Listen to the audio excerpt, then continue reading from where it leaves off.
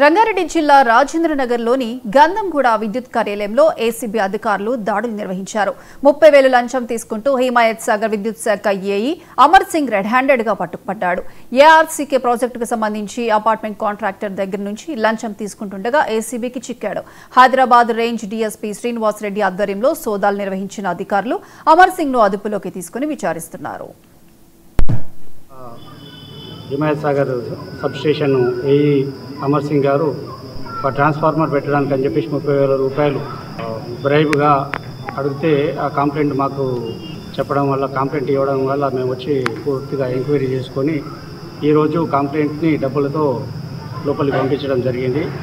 ఆ ఏఈ గారు ఆ కంప్లైంట్ దగ్గర తను చేయాల్సిన పని చేయకుండా గవర్నమెంట్తో కట్టాల్సిన చలాన్ కాకుండా అధికంగా 30,000 రూపాయలు తీసుకోగానే మేము పట్టుకోవడం జరిగింది. దాని మీద కేసు రిజిస్టర్ చేసి ఎంక్వైరీ చేస్తాం. ఇలా ఎవరైనా కానీ గవర్నమెంట్ ఎంప్లాయీస్ వాళ్ళు చేయాల్సిన పనులు చేయకుండా అదనంగా డబ్బు అడిగేది ఉంటే మాకు ఏసీబీ వారికి 1064 టోల్ ఫ్రీ నెంబర్ ఉంటుంది. దానికి ఫోన్ చేసి చెప్పగానే లోకల్లో ఉన్న డిఎస్పీలకు ఇన్స్పెక్టర్లతో మాట్లాడించడం జరుగుతుంది.